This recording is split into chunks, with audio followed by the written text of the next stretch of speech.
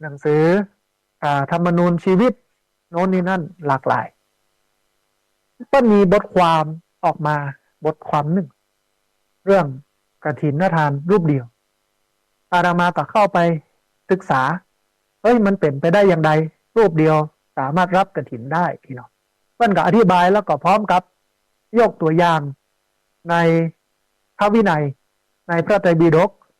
ในอย่างต่างๆมาอ้างอิงเยอะแยะมากมายแล้วเพื่อนก็บอกว่าอยู่ในวัดรูปเดียวก็รับกฐินได้แต่ว่าเวลาการกฐินเนี่ยเวลาทำสังฆกรรมเนี่ยในพระอุโบสถเนี่ยต้องในการกฐินก็คือตอนที่หับอยู่แล้วก็ในการทำสังฆกรรมในอุโบสถต้องมีภิกษุ5 รูปขึ้นไปเปิ้นก็บอกว่าสามารถนิมนต์ภิกษุเหล่านั้นเนี่ยมาร่วมการกฐินได้มาร่วมรับกฐินมาร่วมอนุโมทนาบุญได้เพราะนั้นกฐินรูปเดียวสามารถทำได้ด้วยเหตุนี้ก็เลยทำให้ความเชื่อที่เชื่อผิดที่ผ่านมาทั้งหมดตลอดระยะเวลาการบวชเกือบ30 ปีเนี่ยแล้วการเรียนรู้ของอาตมาภาพตัวเนาะเพราะว่าเราเรียนเรื่องพระพุทธศาสนาเราวิเคราะห์ในเรื่องนี้อย่างชัดเจนก็เลยเข้าใจว่าอ๋อมันเป็นไปได้แล้วมันทำได้หลังจากนั้นปีที่แล้วก็รับกฐินของโยมแหม่มคณะหนึ่งเปิ้ลก็เอามาสร้างศาลาโรงครัวนะฮะในปีนี้ก็เหมือนกันมีท่านพระมหาสมชาติชาตะปัญโยเปิ้ลประสานกับคุณโยมพันนิตาพรหมมินทร์มาทำบุญถวายปัจจัยกฐินถวายผ้ากฐินแล้วก็ปัจจัยบริวารก็เอามาทำสังฆกรรมเสร็จเรียบร้อยปัจจัยบริวารนั้นก็ไปสมทบทุนในการจัดซื้อที่ดินถวายไว้ในพระพุทธศาสนาอันนี้คือการจำกัดผู้รับคือพระสงฆ์นะฮะอันที่6จำกัดคราวก็คือวัดหนึ่งเนี่ยที่พักสงฆ์อันหนึ่งเนี่ยจะรับกฐินได้เนี่ยก็เพียงปีละ1 ครั้งเท่านั้นไม่สามารถรับซ้อนได้เจ้าภาพผู้จองต้องคนเดียวเท่านั้นจึงจะสามารถรับกฐินได้นะฮะครั้งเดียวอันที่7เป็นพระบรมพุทธานุญาตท่านผู้ฟังเป็นข้อสังเกตนะตานอย่างอื่นทายกทายิกาคือพุทธศาสนิกชนที่เป็นชาวบ้านเนี่ยเปิ้นทูลขอให้พระสัมมาสัมพุทธเจ้าทรงอนุญาตเช่นมหาโอบาสิกาวิสาขาทูลขออนุญาตถวายผ้าอาบน้ำฝนอย่างนี้เป็นต้นเนาะแต่ผ้ากฐินนี้พระพุทธเจ้าทรงพระอนุญาตเองคือเนี่ยคือท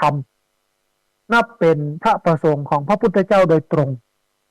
เพราะสมัยพุทธกาลอย่างที่บอก2,500 กว่าปีเนี่ยมันหาผ้ายากมันหาผ้านุ่งผ้าห่มยากนะฮะอันนี้คือความสำคัญพิเศษแตกต่างจากอย่างอื่น7 ประการประการแรกจำกัดประเภทของตาลอันแรกเลยจำกัดประเภทของตาลก็คือต้องเนี่ยเป็นสังฆทานต้องอัน5 รูปขึ้นไป2จำกัดเวลาคือตั้งแต่ออกพรรษาก็คือวันที่30ไปจนถึง15 ค่ำเดือน12นี่เป็น3จำกัดงานคือภิกษุที่การจะต้องตัดเย็บย้อมแล้วก็ครองให้มันสำเร็จภายในที่การกฐินภายในวันที่การกฐินแต่บัดเดี๋ยวนี้มันมีโรงงานอุตสาหกรรมทำให้เรียบร้อยประเภทที่4จำกัดไทยธรรมคือผ้าที่ถวายต้องถูกต้องตามลักษณะที่พระวินัยกำหนดจำกัดผู้รับภิกษุผู้รับกฐินต้องเป็นผู้เจ้าที่อยู่จำพรรษาในวัดนั้นในวัดนั้น1 รูปขึ้นไปแล้วก็จะใช้5 รูปขึ้นไปในการกรานในการยติอันที่6จำกัดคราวคือวัดหนึ่งจะรับกฐินได้เพียงปีละ1 ครั้งเท่านั้นและสุดท้ายสำคัญสุดเป็นพระบรมพุทธานุญาตตามอย่างอื่นเนี่ยอุบาสกอุบาสิกาเปิ้นขอให้พระพุทธเจ้าทรงอนุญาตอย่างที่อาตมาภาพได้ยกตัวอย่างนางวิสาขามหาอุบาสิกาเปิ้นขออนุญาตการผ้าอาบน้ำฝนเป็นต้นแต่ว่าผ้ากฐินนี้พระพุทธเจ้าทรงอนุญาตเองทรงคือทำเองนะฮะกับนี้ท่านผู้ฟัง เอามาดูความเป็นมาของกฐินพ่องมันมีอยู่ในพระไตรปิฎก แต่บ่ต้องเอาหน้าเอาเล่ม เอาเรื่องราวนี้นะฮะคือภิกษุชาวเมืองปาไทยรัฐจำนวน30 รูปเพื่อนได้เดินทางมาเพื่อเข้าเฝ้าพระพุทธเจ้า ณวัดเชตวันเมืองสาวัตถีแต่ยังบัดตันถึงเวลาบัดตันถึงเมืองสาวัตถีเตื้อก็ถึงวันเข้าพรรษาอย่าก่อนพระสงฆ์ทั้ง30 รูปเนี่ยจึงต้องจำพรรษาณเมืองสาเกตในระหว่างทางบกองออกพรรษาแล้วภิกษุเหล่านั้นจึงได้ออกเดินทางมาเข้าเฝ้าพระพุทธเจ้าด้วยความยากลำบากท่านผู้ฟังของหนต้าหนกลางซึ่งสมัยตะกอนเนี้ยมันบ่ได้ลาดยางมันบ่ได้ปูด้วยปูนซีเมนต์ด้วยมันก็เป็นดินลูกรังมันก็เป็นขี้เปอะ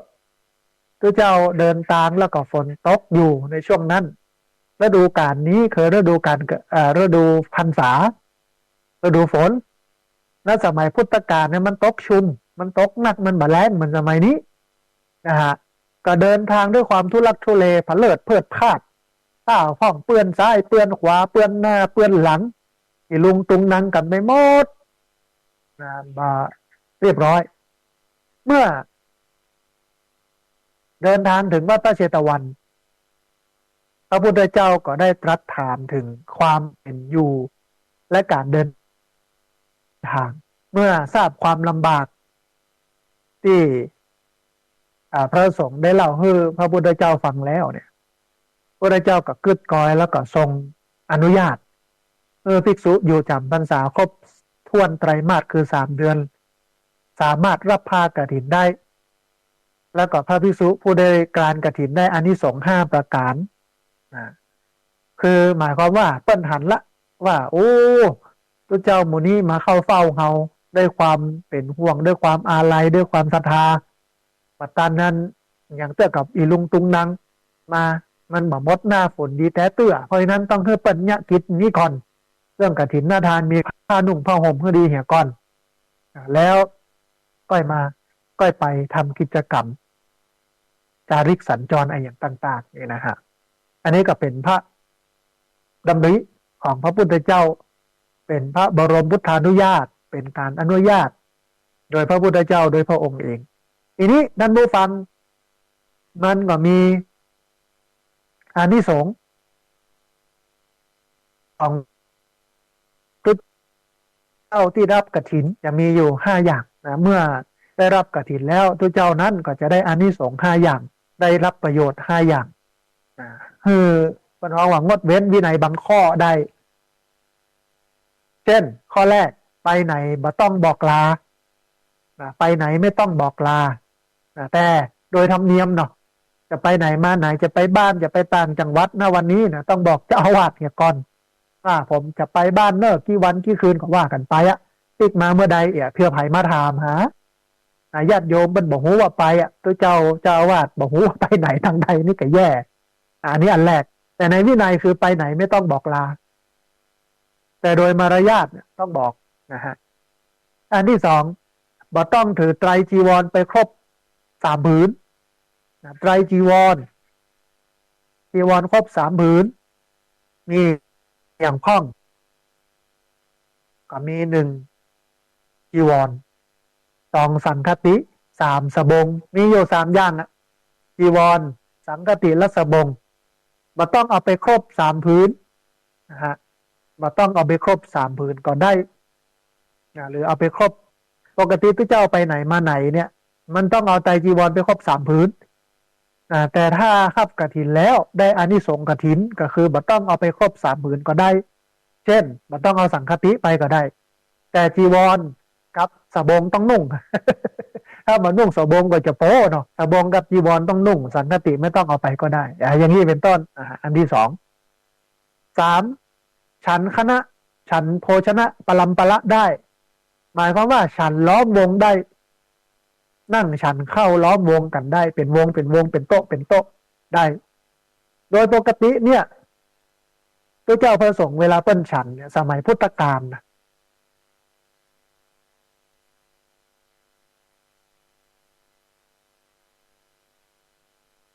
เมื่อกันนั่งเป็นแถวแล้วก็เอาบาตรไว้หน้าพระเจ้ากับฉันนะอาหารใส่บาตรน่าจะเป็นของกินผลไม้ของส้มของหวานของข้าวอาหารต่างๆก็อยู่ในหันหมดอะแต่แล้วก็คนแล้วก็ฉันไม่ได้ยึดติดกับการฉันนะฮะหรือถ้ายุคสมัยใหม่ก็คือตักไว้ใส่ในหม้อไว้บนโต๊ะพระเจ้าอุ้มบาตรเตียวไปกับตักอาหารตักข้าวตักผลไม้ตักของหวานใส่บาตรก็ไปนั่งฉันของใครของมันตามที่เปิ้นจัดไว้อันนี้คือการฉันของพระแต่ถ้าได้รับอานิสงส์กฐินแล้วเนี่ยก็สามารถล้อมวงกันฉันได้จัดเป็นโต๊ะได้นะฮะเขาเรียกว่าฉันแบบโภชนาปรัมประอันที่สี่ท่านผู้ฟัง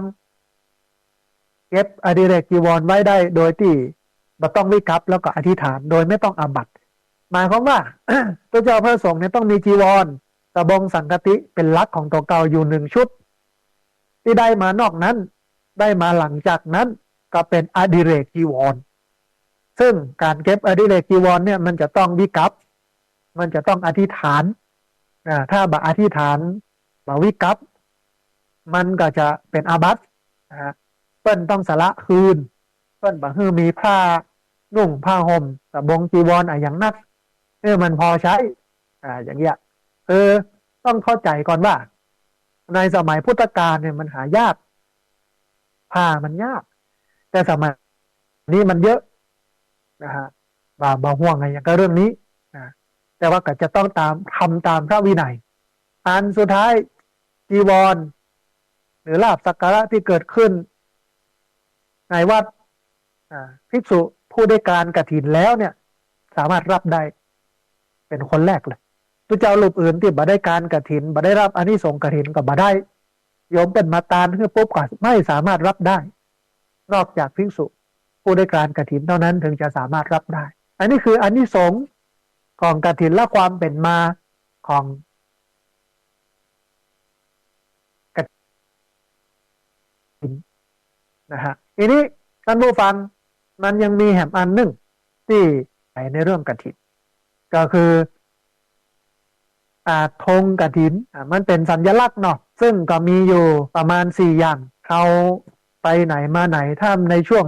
ฤดูกาลนี้นะเปิ้ลก็จะปักธง4อย่างนี้ไว้ธงอย่างพ้อง1ธงจระเข้2ธงนางเงือกหรือนางมัจฉา3ธงตะขาบแล้วก็4ธงเต่าเขาจะหันนั้น ทั้ง4อย่างเนี้ยปักกู้กันไม่ที่หน้าวัดมันเป็นสัญลักษณ์บอกว่าวัดนี้มีผู้จองกฐินแล้วอย่างเงี้ยแต่ว่าเดี๋ยวนี้ มันเปลี่ยนใหม่โลกขึ้นป้ายไวนิว ขึ้นป้ายไวนิวประกาศบอกกล่าวว่ามีคนนี้มาจองกฐินคนนั้นมาจองกฐินแต่ว่ามันบางวัดก็ยังทำอยู่อย่างที่พระสงฆ์สถาบันธรรมาภิวัตน์เนี่ยเดี๋ยวในเดือนพฤศจิกายนเนี่ยเริ่มตั้งแต่วันที่1เป็นต้นไปก็จะปักธงธงธรรมจักรก่อนหน้าวัดหลังจากนั้นก็ปักธงกฐินนะฮะ4 อันปักกรุงปักอย่างหน้าวัดคือญาติโยมที่กายไปกายมาในหูว่าวัดนี้มีคนจองกฐินแล้วน่าจะมาได้จองซ้ำสองแล้วก็จะได้เตรียมมาทำบุญกฐินมาเป็นเจ้าภาพโครงการทีนี้มันมีสาระสำคัญของธงกฐินทั้ง4อย่างแล้วมันเกี่ยวข้องกับงานกฐินนะฮะธงอันแรกเป็นธงจระเข้กันบูฟังธงจระเข้เนี่ยเปิ้ลเป็นสัญลักษณ์ของความโลภจระเข้นี่เป็นสัญลักษณ์ของความโลภเพราะปากมันกว้างมันปากมันกินมันงับอย่างได้หมดมันแสดงออกบอกถึงความโลภเปิ้ลก็สอนเขาว่าเป็นนัยยะเนาะเป็นนัยยะว่าเวลามางานกฐินหรือจัดงานกฐินเนี่ยซึ่งมันมีเรื่องจะต้องทำมันอิด หลายเรื่องหลายอย่าง วุ่นวายกันเตรียมการอะไรอย่างต่างๆไม่หมดเนี่ยมันมีความโกรธความขัดเคืองใจความบ่พอใจกันขึ้นบางครั้งบางทีเนี่ยนักคนนี้เนี่ยนักคนนั้นเนี่ยน้อยคนนั้นล้ำหน้าล้ำตาไปคนนั้นอ่าทำขาดตกบกพร่องไปอ่าว่าบ่ฟังอะไรอย่างนั้นอย่างเงี้ยมันก็เกิดความปฏิฆะ ความขัดเคืองใจความโกรธขึ้นจระเข้ก็เป็นสัญลักษณ์ของความโกรธนั้นและเป็นเพื่อระงับความโกรธเป็นไปเพื่อระงับความโกรธเมื่อหันธงจระเข้ก็คือเบื่อโกรธต้องทำใจจุ้มๆทำใจเย็นๆเหมือนที่ปู่จารย์บรรจังบอกอ่ะใจใสเป็นบุญใจคุณเป็นบาป ต้องเนี่ยใจใสให้มันเป็นบุญจะไปเนี่ยใจคุณให้มันเป็นบาปต้องใจจุ้มๆใจดีๆเพราะหันธงจระเข้แล้วเนี่ยจะไปโคดเด้อจะไปมีปฏิฆะขุนเคืองจะไปบุบโหติดตากันในงานกฐินนั้นแต่ที่จริงเนี่ยถ้าคนที่มีสติสัมปชัญญะดีเนี่ยเปิ้นก็หูละเปิ้นก็เข้าใจแล้วโอ้เปิ้นมากินมาตานงานบุญงานกุศลปีหนึ่งมีเตื้อหนึ่งเอาอย่าไปเนี่ยตัวเพอเพลินเบิ้นเบอะมาโคดมาอาเนี่ยกิริยาอาการมาเป็นที่น่าพึงประสงค์ของคนทั่วไปก็ไม่ได้แต่ว่ามันเว้นไว้แต่คนเมาอาตมาภาพก็เลยบอกว่างานกฐินที่มีกินเหล้าเนี่ยมันเป็นงานบาปไม่เป็นงานบุญเพราะว่าเหล้าเนี่ยมันทำให้ขาดสติเมื่อขาดสติแล้วเนี่ยมันไม่สามารถระงับยับยั้งชั่งใจตัวเองได้โหดก็ได้บุบหูตีตากันเฮาหันอยู่งานไหนถ้ามันมีดนตรีตึงๆตั้งๆที่มันบ่ได้เป็นดนตรีพื้นเมืองเนี่ยมันมีนักร้อง หลายวัดหลายวากระทำแบบเกินวินัย เกินธรรมวินัย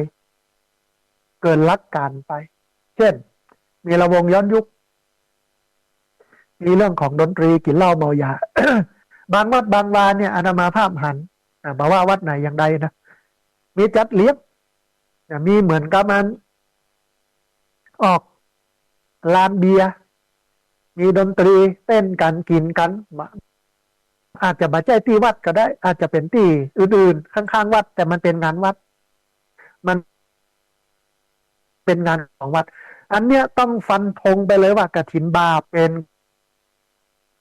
กฐินที่กินเหล้าเป็นกฐินบาประดมทุนด้วยความบาปนะฮะมันบ่ได้ด้วยความศรัทธาของคนอันนี้ต้องฟันธงไป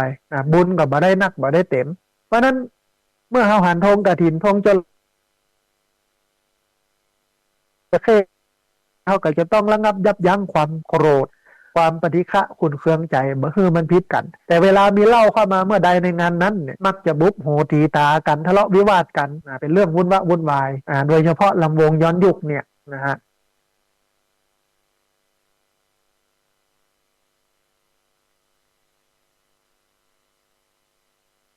มันก็จะไปพิษกันในครอบครัวกันทีหลังแถมเวลามากินมาตานที่พักส่งสถาบันนมาพิวัตรเรียบ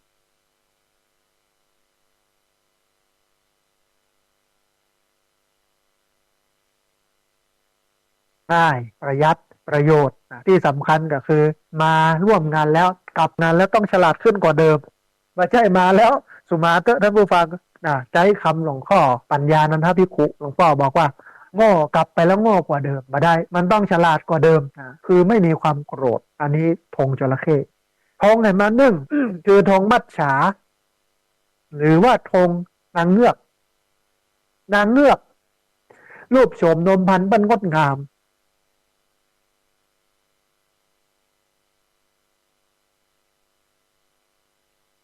เป็นสัญลักษณ์ของความหลงไหลความชื่นชมความโลภเนี่ยอยู่ในนางมัจฉา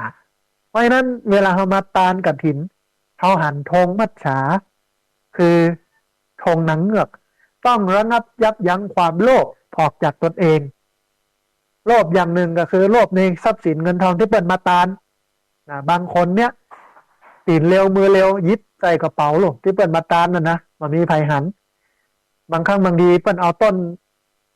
กฐินไปตั้งไว้ตามร้านค้าตามที่ต่างๆประกาศไว้เปิ้นก็มาปากมาทำบุญก็แอบไปดึงเข้าใส่กระเป๋าเที่ยวตรงเขาก็มีอันนี้ความโลภอย่างหนึ่งเพราะฉะนั้นต้องละความโลภออกจากตัวเก่าเพื่อตัวเก่านั้นมีความโลภ มีความยึดติดนะฮะในส่วนหนึ่งเวลาบางที่นะไม่ใช่ที่ไหนมันต้องบอกก็ที่ไหนทอดกฐินแล้วต้องมีเปอร์เซ็นต์กรรมการเก้าอี้ผู้ใหญ่บ้านเก้าอี้อบตเก้าอี้แถมกำยังนะท่านผู้ฟังมาได้เข้าวัดโดยตรงเป็นเป็นเรื่องของความโลภของคนซึ่งงานกฐินมันเป็นเรื่องของวัดต้องเอามาสร้างศาสนาวัตถุของวัดหรือจะจำเพาะเจาะจงจะเอาไปสร้างอะไรอย่างใดหงยาหงเฮียนอะไรอย่างก็ว่ากันไปเพื่อมันเป็นไปตามความประสงค์ของเจ้าภาพปัจจัยบริวารนนั้นเพราะฉะนั้นเวลามากฐินเนี่ยจะต้องบโลภรวมไปจนถึงบ่ต้องบ้ากามจะไปโลภเอาเมียคนอื่นมาเป็นเมียตัวเก่าจะไปโลภเอาสามีคนอื่นมาเป็นสามีตัวเก่าอันนี้คือความโลภนะฮะแต่มานึ่งธงตะขาบก็คือความโกรธความขุ่นเคืองปฏิฆะความบ่พอใจความบ่ม่วนอกบ่ม่วนใจนำไปสู่การบุบหูตีตากันเพราะว่าตะขาบเนี่ยเวลามันเดือดแล้วเนี่ยมันต่อยแล้วเนี่ยมันเจ็บปวดมันทรมานเพราะนั้นในงานกฐินมันก็มีสัญลักษณ์ก็คือติดธงตะขาบมาฮือเฮานั้นเป็นคนที่โลภเป็นคนที่โกรธมาเป็นคนที่อารมณ์ขึ้นมาขุ่นเคืองสามารถระงับยับยั้งชั่งใจได้อานามาภาพมักจะอู้กับลูกศิษย์เสมอว่า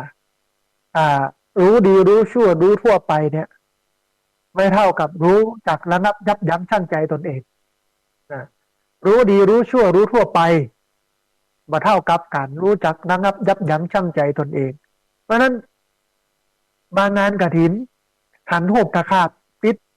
อยู่ต้องระงับความโกรธโทสะความปฏิฆะขุ่นเคืองซึ่งจะนำไปสู่การมีเรื่องมีราวบุบหูตีตากันนะฮะอันสุดท้ายธงเต่าเป็นสัญลักษณ์ของการสำรวมระวังอย่างพ้องตาหูจมูกลิ้นกายใจเพราะเต่านั้นเวลามีภัยมาถึงตัวท่านผู้ฟังมันคุบตึงหัวตึงแขนตึงขาเข้าไปในกระดองของตัวเก่า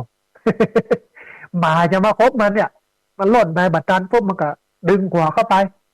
ดึงแขนเข้าไปดึงขาเข้าไปดึงหางเข้าไปในกระดองท่านสัตว์สิ่งอย่างต่างๆก็บ่สามารถที่จะคบมันได้แล้วเพราะนั้นเปิ้นสอนให้เราสำรวมระวังมางานกฐินต้องสำรวมระวังสติในฐานเวลาหันบ่เพื่อไปเกิดความโลภความโกรธความหลงเวลาได้ยินก็บ่เพื่อเกิดความโลภความโกรธความหลงเวลาดมกลิ่นก็บ่เพื่อเกิดความโลภความโกรธความหลงเวลาใจนึกคิดก็บ่เพื่อไปเกิดความโกรธความโลภความหลงเพราะต้องสำรวมระวังตาหูจมูกลิ้นกายใจเหมือนกับเต่าอันนี้คือธง4 ประเภทที่อยู่ในงานกฐินนะฮะท้ายที่สุดแถมน้อยหนึ่งเหลือเวลาแถมน้อยก่อนที่จะเปิดสายให้ท่านผู้ฟังที่ฟังอยู่ทางบ้านจะโทรเข้ามาร่วมเอ่ยกันจะโทรเข้ามาร่วมแสดงความเห็นกันนะฮะอานิสงส์ของกฐินท่านผู้ฟังเวลาเราไปร่วมงานกฐินร่วมศีลร่วมทานแล้วเราจะได้บุญอย่างกันพ้องจะได้อะไรจากการทำบุญนั้นนะฮะมีอยู่ประมาณสัก6 อย่างอันแรกเป็นการสงเคราะห์พระภิกษุที่จำพรรษาครบถ้วนไตรมาส3 เดือนเพื่อได้รับอานิสงส์ตามพระบรมพุทธานุญาตข้อแรกเลยเป็นการเกื้อกูลพระพุทธเจ้าพระสงฆ์ในปฏิบัติตามวินัยอันที่สองเป็นการเทิดทูน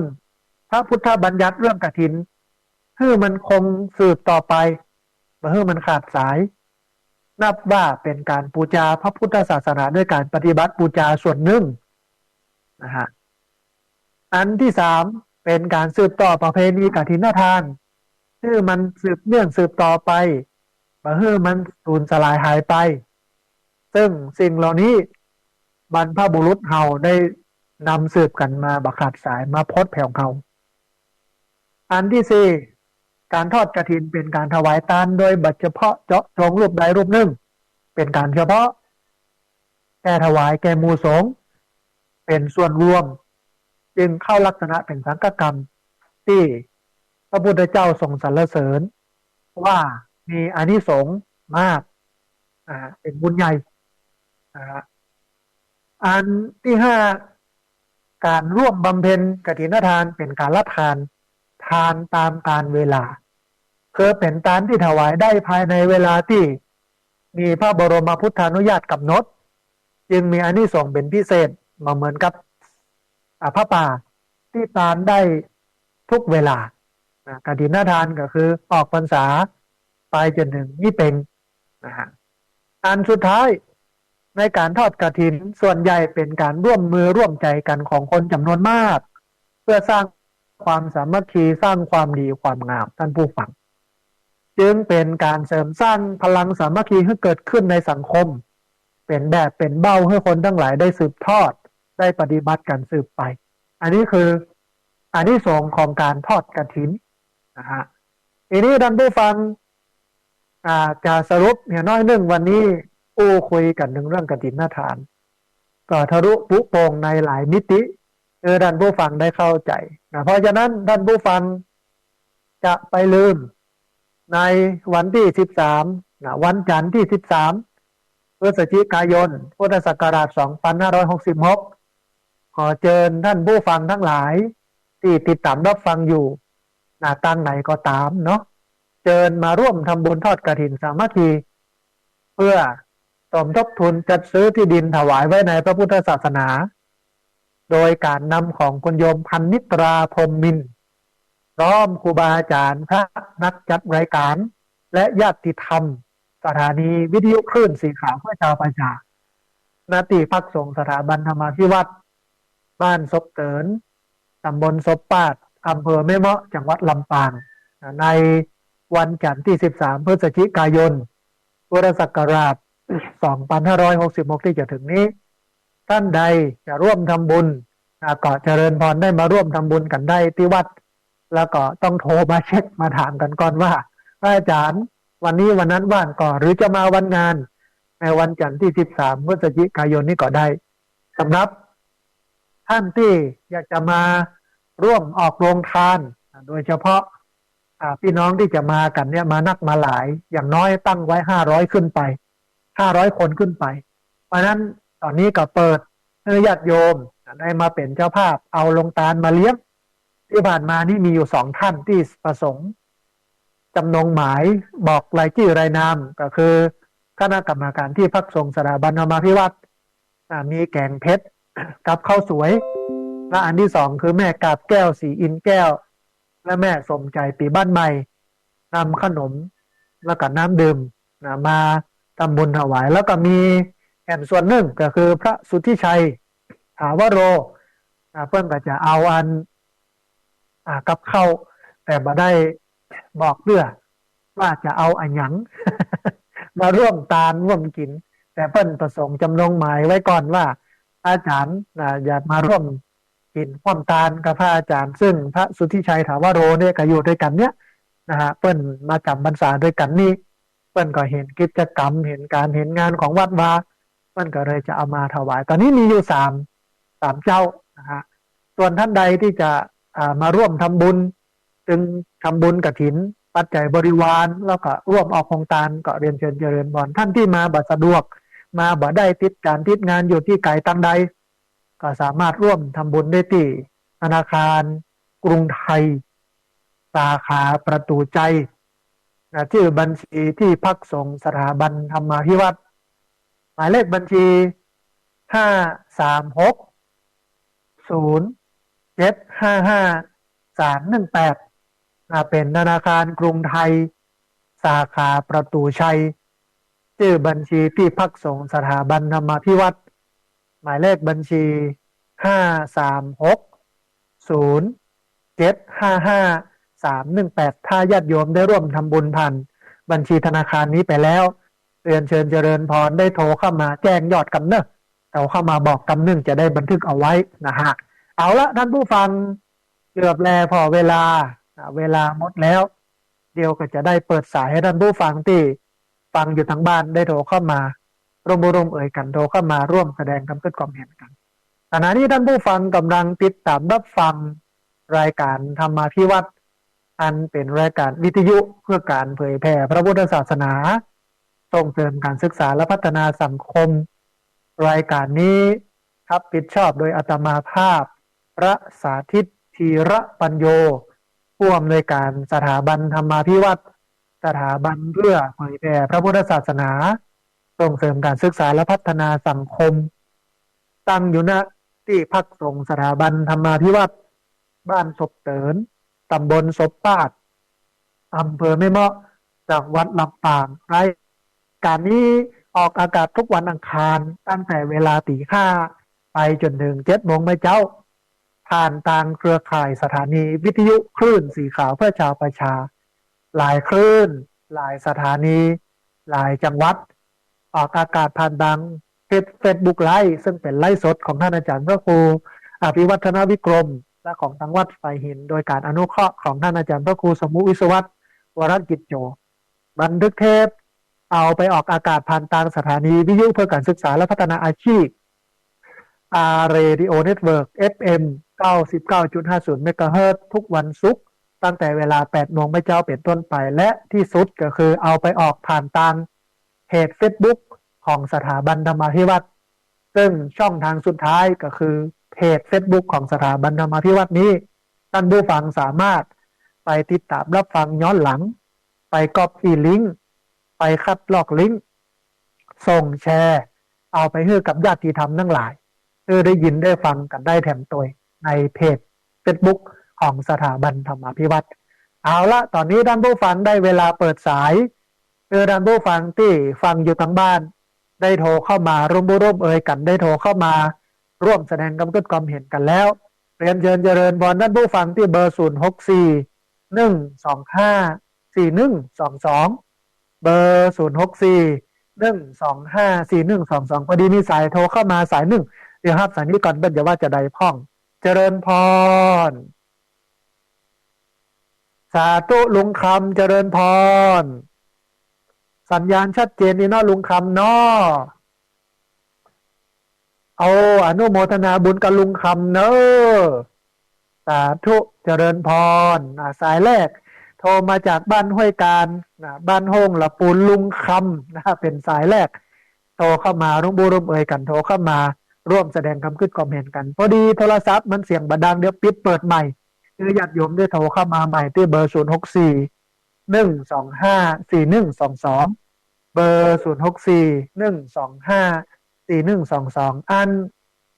มีญาติโยมที่ทำบุญร่วมกันมานะเรื่อยๆนะฮะก็มีคนโยมพันทิพย์พรหมรีจากประเทศสเปนนะทั้งร่วมทำบุญมา 3,000 บาทคนโยมนิรินบาเทอร์จากประเทศสหรัฐอเมริการ่วมทำบุญก็มา 3,000 บาทคุณโยมรัตดาวันปันเตซึ่งเป็นญาติโยมที่อุปถัมภ์อุปถากกันร่วมทำบุญมา 1,000 บาทต้อง10,000 บาทก็ขออนุโมทนาวันนี้มีสายเข้ามาสายหนึ่งเดี๋ยวครับสายนี้ก่อนเพิ่นจะว่าจะได้พร้อมเจริญพร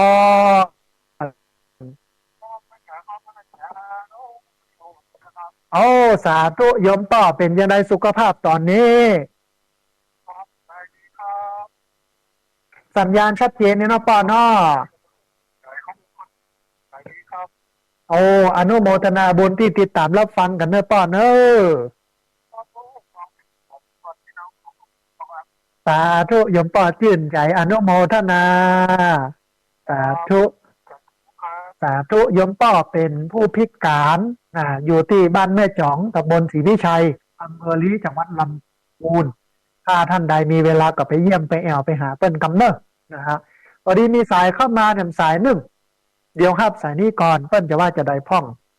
เจริญพรสาธุที่เสมิงเป็นได้พ่องโยมแม่สัญญาณชัดเจนดีกอเอาสาธุฝนยังหรือยังโยมแม่ตังปุ้นเริ่มเข้าสู่หนาวแล้วนะแม่นอที่ฝางนะเออแต่เสมิงบ่มีเนาะแม่นอสาธุยังโอ้ดีโยมแม่ยังได้การรักษาสุขภาพเนอะแม่เนอะสาธุแม่ สาธุแม่เจริญพรนะแม่อุ้ยอินจากอำเภอสำเมิงจังหวัดเชียงใหม่นะต้องอนุโมทนาบุญตัวยเรียนเชิญเจริญพรเมื่อเวลาเลยแฮมประมาณ22 นาทีที่เบอร์0641254122เบอร์0641254122พอดีมีสายเข้ามาสายหนึ่ง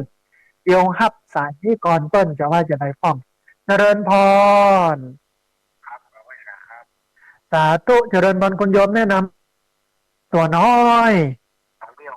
อ๋อสาธุโอ้หายไปจัดเมินเลยเนอะอ่าสาธุสบายนี้เนาะโยมเนาะโอ้อนุโมทนาบุญที่ติดตามรับฟังเนอะให้กำลังใจโยมเดียวเนอะสบายดีโยมสบายดี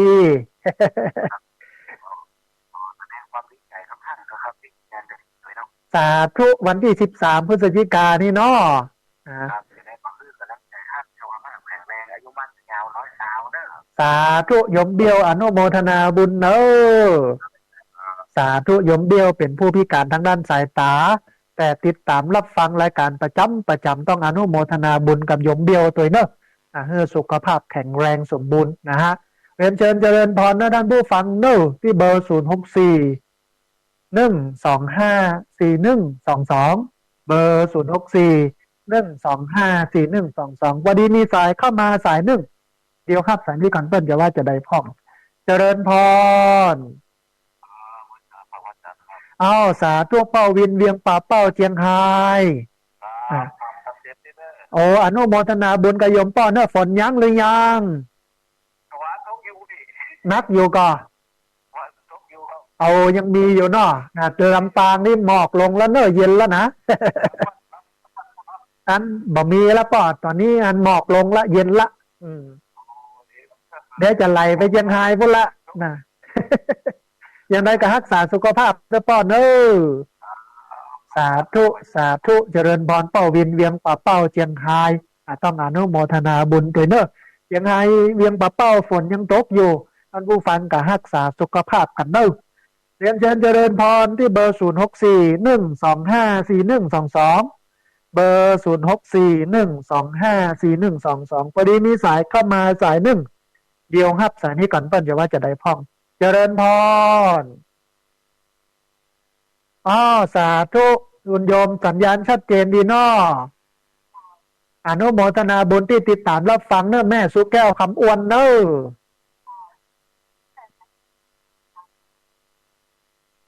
ร่วมทำบุญกฐินเนาะแม่เนาะสาธุอนุโมทนาบุญถ้าแม่โอนมาแล้วโทรมากำเนอะใช่ใช่วันที่13 พฤศจิกายนแม่มาร่วมบุญกันนะถ้ามีเวลานะสาธุนะแม่เนอะสาธุนะแม่สุแก้วคำอ้วนโทรเข้ามาบอกว่าเดี๋ยวจะได้ร่วมทำบุญถวายปัจจัยทำบุญกฐินทานโดยอนุโมทนาบุญโดยเนอะเวลาเหลือแหมนักอยู่เนอะท่านผู้ฟังเนอะที่เบอร์0641254122เบอร์0641254122พอดีมีสายเข้ามาสายหนึ่งเดียวครับสายนี้ก่อนปัจจุบันจะได้พ่องเจริญพรโอ้สาธุพี่น้องอาสาป้องกันและบรรเทาสาธารณภัยไดหล่อวันนี้มีข่าวอะไรอย่างจะแจ้งก่อนเจริญพรเนอะถ้าช่วงนี้ขอผมถ้าเชื่อหนาๆนะครับมาป่วยลงแล้วครับมาแล้วเนาะหมอกเหมยหน้าหนาวมาแล้วก็เดี๋ยวถ้ามาดูแลตัวเก่าดีๆจะเป็นวัดเป็นไอนะโยมเนาะระวังทุกอย่างนะครับไปจะจบเรียนด้วยครับมันจะมาพร้อมเดียวกันเลยครับโอ้ต้องพอต้องกอยตัวเก่าดีๆเนาะสาธุอนุโมทนาก็คือสภาพจุดน้ำเจ็ดตัวแบบมันเจ็ดตัวของค่ายทั่วไปครับแบบสามารถป้องกันตัดนี้ได้เลยเนาะครับผมอนุโมทนาบุญกับโยมจัดหนักเนอะครับผมขอบคุณครับสาธุสาธุต้องอนุโมทนาบุญกับพี่น้องอาสาป้องกันและบรรเทาสาธารณภัยไดหล่อที่มาแจ้งเตือนภัยเนี่ยให้เราได้ระมัดระวังกันเพื่อเกิดเหตุนะเหลือเวลาประมาณ20 นาทีท่านผู้ฟังเรียนเชิญเจริญพรที่เบอร์0641254122ท่านใดที่โทรเข้ามาแล้วบัดติดโทรเข้ามาแหมเรื่อยๆนะท่านผู้ฟังเนอะพอดีเพิ่นฟังกันหลายสายโทรกันเข้ามานักต้องขออภัยตัวนะฮะวั อดีมีสายเข้ามาสายหนึ่งเดียวครับสายนี้ก่อนเปิ้ลจะว่าจะได้พ่องเจริญพรครับเรียบร้อยจ้ะท่านอาจารย์แม่จุกแก้วสินครเตี้ยบ้านโล่งหลักคุณเด้อฟังท่านอาจารย์ธรรมติแท้มาแล้วด้วยติดเก้าโอ้สาธุโยมแม่สัญญาณชัดเจนดีเนาะสัญญาณตั้งปีดีเจ้าขึ้น98 เกตแน่ว่าโดยจ่องกลากเลยเจ้าเอาอนุโมทนาบุญที่ติดตามรับฟังกันเนอะแม่เนอะเจ้าได้สารและแต่โยชน์นักแม่หลายเด้อสาธุโยมแม่ไปสาธุอนุโมทนาบุญกับญาติโยมนะที่บ้านสีเตี้ยบ้านโฮงละปูนที่ติดตามรับฟังกันนักกันหลาย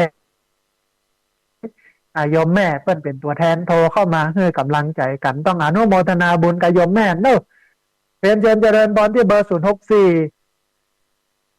125 4122เบอร์064 125 4122พอดีมีสายเข้ามาสายหนึ่งเดียวครับสายนี้ก่อนเปิ้นจะว่าจะได้พ่องเจริญพรสาธุโยมแม่สัญญาณชัดเจนดีเนาะเริ่มยั้งแล้วเนาะโดยสเก็ตเด็ดสกอยเนาะแม่เนาะ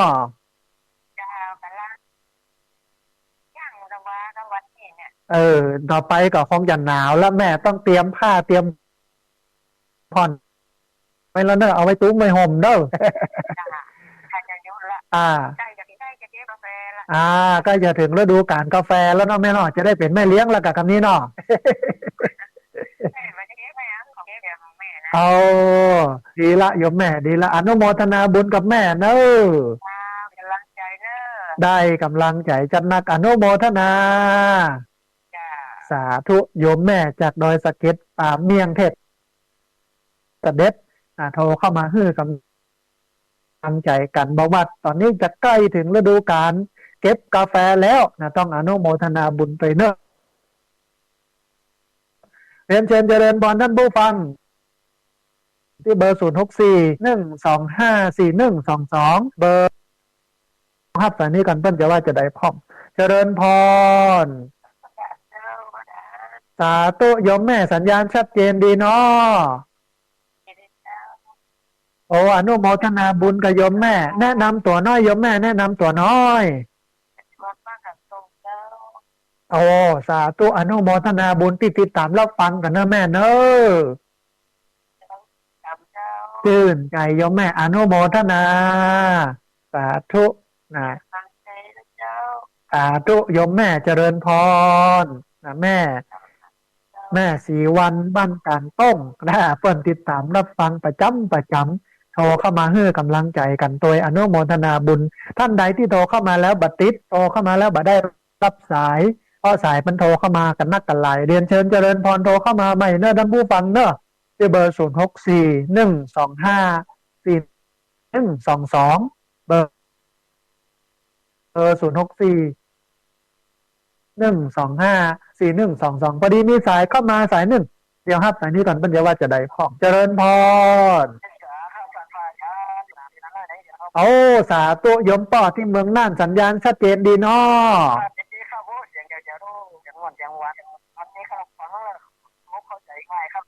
เอาอนุโมทนาบุญกับโยมป่อเนอะ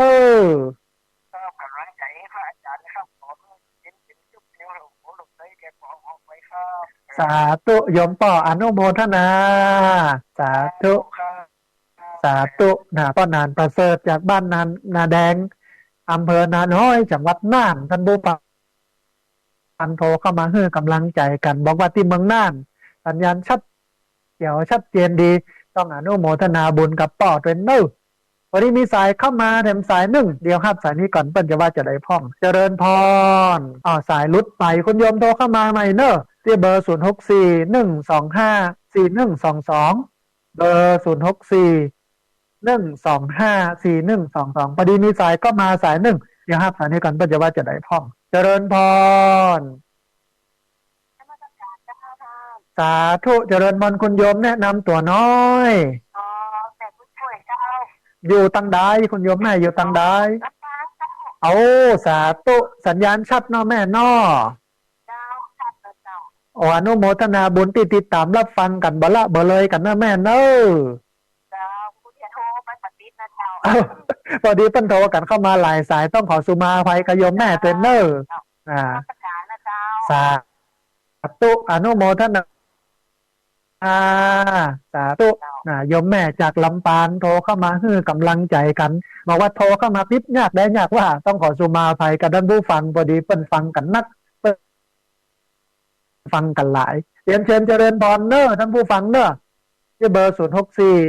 125 4122เบอร์064 125 4122พอดีมีสายเข้ามาสายหนึ่งเดียวครับสายนี้ก่อนเปิ้นเดี๋ยวว่าจะได้พ้องเจริญพร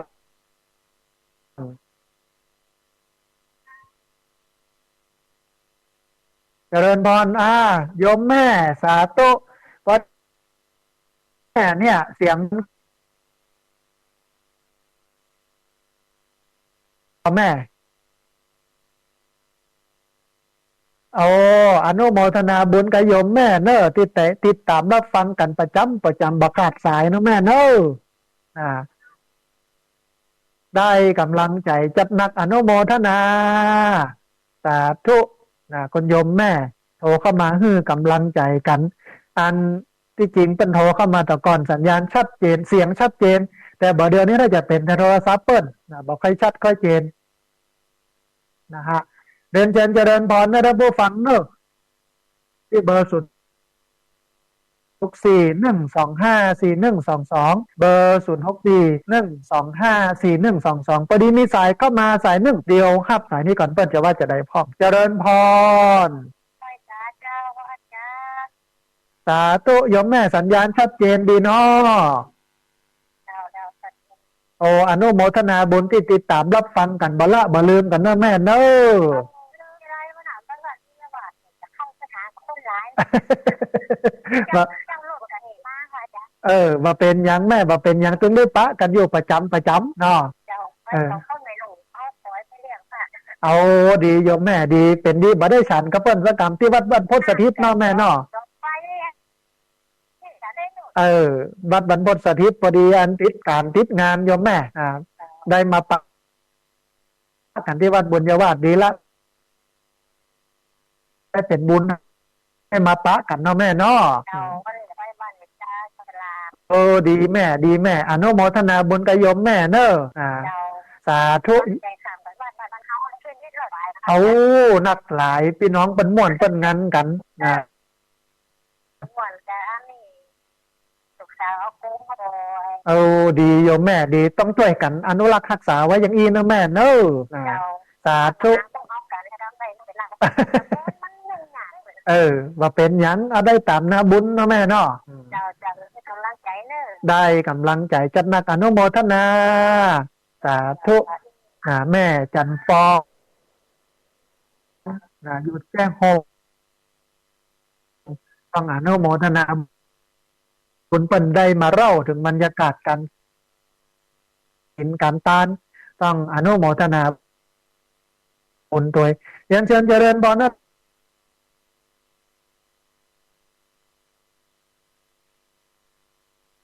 เดี๋ยวครับสายนี้ก่อนก็จะว่าจะได้พ้องเจริญพรสาธุคุณโยมแนะนำตัวน้อยจะแม่ดังไปที่ตลาดกับพ่อถือเบ็ดจะต้อยแล้วเนาะสาธุเรียบร้อยแล้วโยมแม่ต้องอนุโมทนาบุญได้แม่ถ้าอย่างใดโยมแม่โทรมาแจ้งกันกับเนื้อแม่เนอะ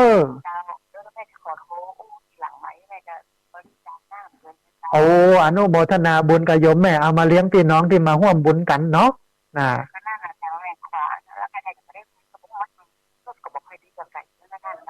บ่เป็นอย่างแม่ได้อนุโมทนาบุญได้ร่วมทำบุญมาก่อนแล้วได้จะได้แจ้งบรรยากาศให้ทราบทีหลัง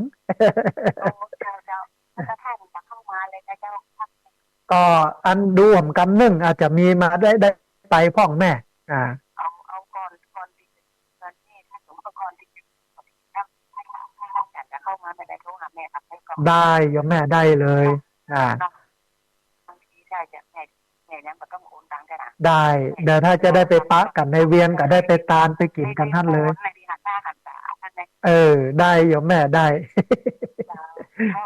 เออประเด็นพระค่ะเออมาเป็นอย่างแม่เดียวได้เจอกันอยู่เนาะอ่าเจ้าสาเจ้าธุเจ้าเจ้าอนุโมทนาบุญสาธุนะโยมแม่ภาวรีอินสุวรรณเปิ้นจะร่วมทำบุญกฐินต้องอนุโมทนาบุญโดยเรียนเชิญเจริญพรนะท่านผู้ฟังเวลาแห่ง7 นาทีที่เบอร์0641254122พรอ๋อสาธุโยมแม่เจริญพรที่วังเหนือเป็นได้พ่อแม่ฝนยังหรือยังเอายังได้กับรักษาสุขภาพเนอะเดี๋ยวมันจะหนาวแล้วนะแม่เนอะนะสาสาธุอนุโมทนาสาธุนะโยมแม่จากอำเภอวังเหนือจังหวัดลำปางโทรเข้ามาให้กำลังใจกันแล้วก็บอกว่าที่วังเหนือหนาวแล้วนะฝนยั้งแล้วต้องอนุโมทนาบุญด้วยเนอะเชิญเจริญพรท่านผู้ฟังเนอะที่เบอร์0641254122เบอร์0641254122พอดีมีสายเข้ามาสายหนึ่งเดี๋ยวครับสายนี้กันเพื่อจะว่าจะได้พ่องเจริญพรโอ้สาธุเจริญพรวันนี้เป็นใดพ่อแม่สักเจนดีก่อต้องอนุโมทนาบุญที่ติดตามรับฟังแล้วก็รักษาสุขภาพนโยมแม่เนอะอากาศเริ่มเปลี่ยนแล้วเนอะสาธุเจริญพรสาธุนะโยมแม่สุบันร้องโตเข้ามาเพื่อกำลังใจกันเสียงสีเป็นวัดเป็นไอ อย่างใดก็รักษาสุขภาพกันนะแม่เนอะท่านผู้ฟังเวลาพอที่จะมีเรือยูนเนอะท่านใดที่โทรเข้ามาแล้วบัดนี้โทรเข้ามาแล้วบัดได้รับสายเรียนเชิญเจริญพรที่เบอร์0641254122เบอร์0641254122พอดีมีสาย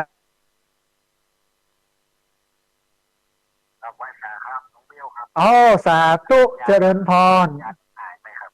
อ๋อสาธุอ๋อคลื่นมันขาดหายไปเนาะอ๋อเจริญพรต้องอนุโมทนาบุญกับน้องเดียวโทรเข้ามาแจ้งข่าวเนอะสาธุเจริญพรโยมเดียวเป็นโทรเข้ามาแจ้งว่าสัญญาณหายไปเป็นบางช่วงบางอย่าง ตอนนี้กำลังรับท่านผู้ฟังมันจะมีโทรศัพท์ที่รับสายเนี่ยมันบอกค่อยชัดเดี๋ยวรอสักกำหนึ่ง จะซื้อโทรศัพท์ใหม่เพราะว่าที่ใช้อยู่นี้โนเกียอาม่าดูเครื่อง400-500นะฮะมันก็เลยบอกค่อยชัดเจนพอดีนี้สายเข้ามาสายหนึ่งนะเดี๋ยวครับสายนี้ก่อนเปิ้ลจะว่าจะได้พ่องเจริญพรสาธุโยมแม่เจริญพรจำได้โยมแม่จำได้สัญญาณชัดเนอวันนี้เนอ วันนี้บรรโทกันเข้ามานักมาหลายต้องขอสุมาอภัยกับโยมแม่ก็ลำปางตอนที่แม่เมาะตอนนี้เย็นแล้วโยมแม่สบายละนะฝนกับสียั้งไปแล้วเนาะแม่เนาะดีละรักษาสุขภาพเนอะแม่เนอะวันที่13 พฤศจิกายนโยมแม่เป็นวันจันทร์ได้แม่ได้อนุโมทนาบุญเนอะแม่เนอะสาธุนะแม่นิตยาบ้านแก่นหัวรินอำเภอเมืองจังหวัดลำปางต้องอนุโมทนาบุญตัวยนะฮะเรียนเชิญเจริญพรท่านผู้ฟังเนอะเวลาเหลือประมาณ3 นาทีที่เบอร์0641254122642541พักสายนี้ก่อนเพื่อนจะว่าจะได้พร้อมเจริญพรสาธุคุณโยมแนะนำตัวน้อยเจริญพรอยู่ตังใดโยมแม่อยู่ตังใดอ๋อเขื่อนยางในเวียงลำปางเนาะโอ้อนุโมทนาบุญที่ติดตามรับฟังกันเนอะแม่เนอะสาธุ เอาสาธุอันเป็นใดพ่องโยมแม่ฟังต่อม่วนอยู่ก่อโอ้จะไปลืมติดตามรับฟังกันประจำเนอะแม่เนอะ เจ้า สาธุโยมแม่อนุโมทนา อันเช็ดเสือเจ้า โอ้ โคน ดีละโยมแม่คำนี้โทรมามันเนอะ สาธุโยมแม่สาธุอนุโมทนาบุญกับโยมแม่ที่อยู่เขื่อนยานติดตามรับฟังกันแล้วก็โทรเข้ามาร่วมบูร่วมเอ่ยกันโทรเข้ามาให้กำลังใจกันเหลือเวลา2 นาทีท่านผู้ฟังที่เบอร์0641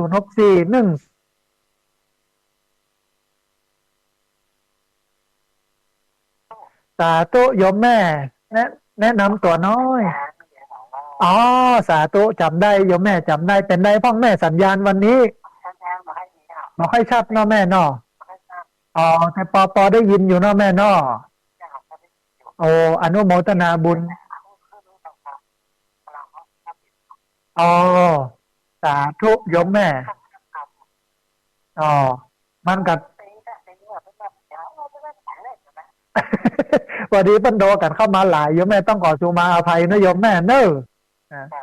สาธุอนุโมทนาบุญกับโยมแม่เนอะ เจ้าจะให้จ่ายเจ้า สาธุอนุโมทนาบุญโยมแม่ตัดลาดจ้างเวียงหนองร่องละปูนเอาละขอสายโยมแม่สายนี้เป็นสายสุดท้ายกันแล้วกัน เพราะว่าตอนนี้เวลาของรายการใกล้จะหมดแล้วนะฮะท่านผู้ฟังเรียนจะไปลืมเนอะวันที่13พฤศจิกายน2566เรียนเชิญเจริญพรมาห่วมเป็นเจ้าภาพโครงการมาเลี้ยงบุญมาเลี้ยงผู้มาร่วมทำบุญกันนักเนอะ500เป็นต้นเป็นต้นไปอะมากกว่า500นะฮะแล้วก็มาร่วมทำบุญกับถินทานกัน วันนี้รายการธรรมาภิวัตรหมดเวลาแล้วอาตมาภาพต้องเอารายการนี้ จากลาท่านผู้ฟังทั้งหลายไปก่อนต้องกราบขอบพระคุณครูบาอาจารย์พระเถรานุเถระครูบาสังฆะที่เคารพอย่างสูงทุกรูปอนุโมทนาบุญกับเจ้าของอันนี้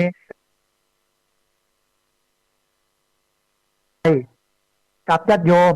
ที่โทรเข้ามาแล้วบัตรทิพย์โทรเข้ามาแล้วบัตรได้รับสายต้องขออภัยเดี๋ยววันอังคารหน้าโทรเข้ามากันใหม่วันนี้ปะทานุภาเวนะด้วยเดชเดชะอนุ